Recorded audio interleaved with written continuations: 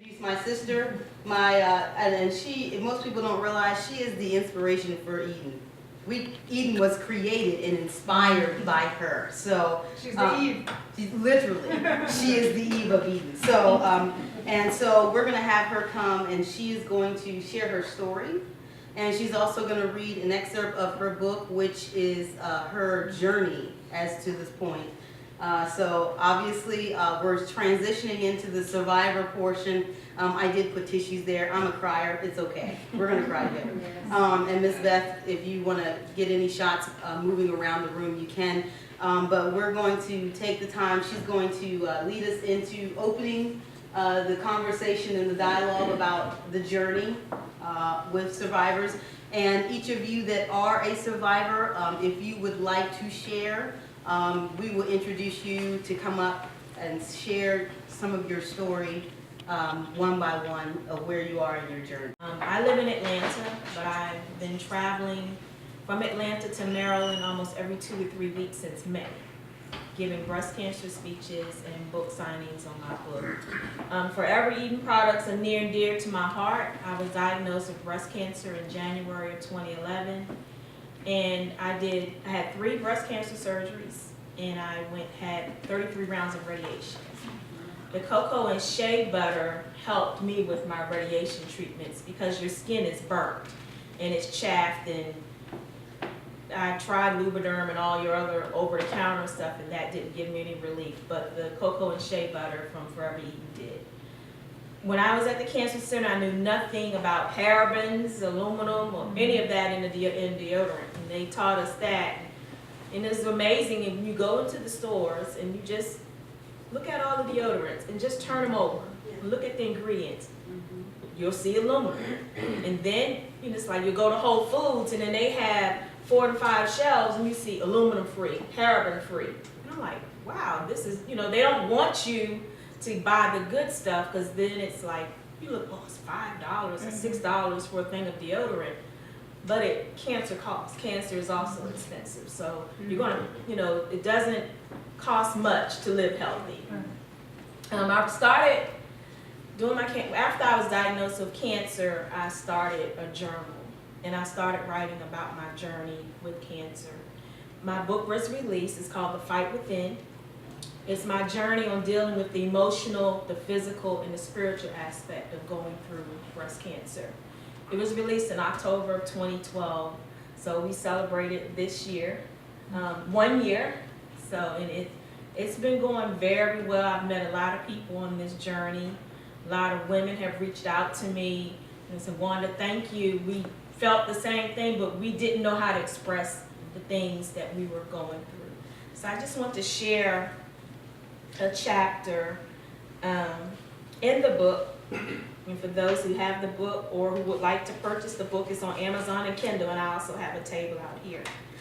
But one of my favorite chapters is chapter 7, and it's called, Can You Walk a Mile in My Shoes? After your treatments are over, family, friends, and physicians tell you that it's time to focus and to get back to normal life. What exactly is a normal life? It isn't as if we broke an arm and had a cast on it or a paper cut with a bandage on it. The reality is that I find myself eternally changed by my diagnosis and my appearance, changed emotionally, mentally, and spiritually. And this is a struggle for me. My body is different than it once was, and I need time. Lots of time to accept the changes that my body has gone through. You think about, how will I know if the cancer comes back? Will there be a recurrence? Can I say that I'm breast cancer free? I think that many women want to know the answer to these questions, yet at the same time, in the back of our minds, we don't want to know.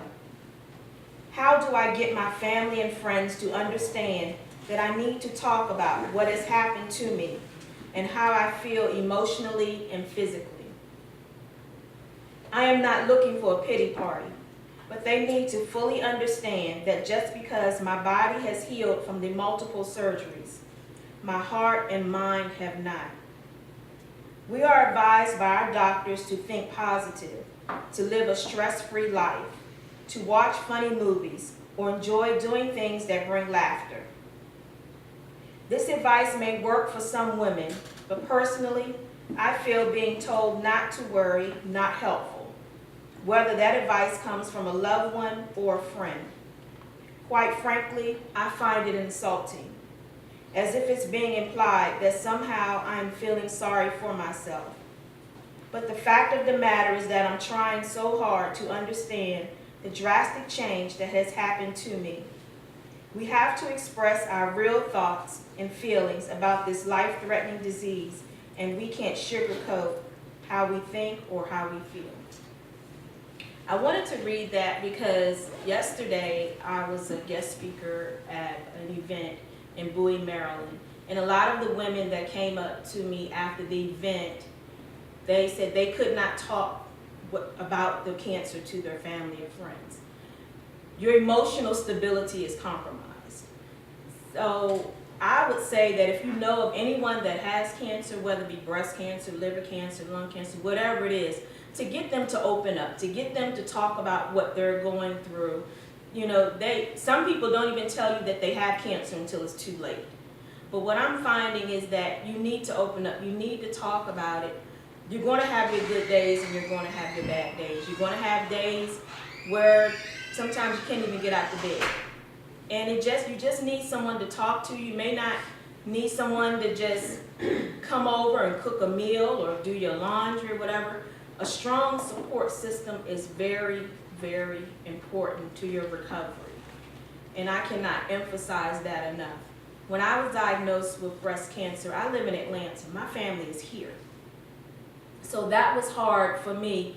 You know, they traveled back and forth when they could. But when I started radiation treatments, that was Monday through Friday, 33 times, Monday through Friday, that I drove myself to radiation treatments, you know, until someone could come from Maryland to help me. So I would say, please, if you can, be there in every aspect. Try and get the person to talk about it. They're going to say, oh, it doesn't hurt, or I don't want to talk about it. But if you can, please get them to open up, because there are too many women that are suffering in silence.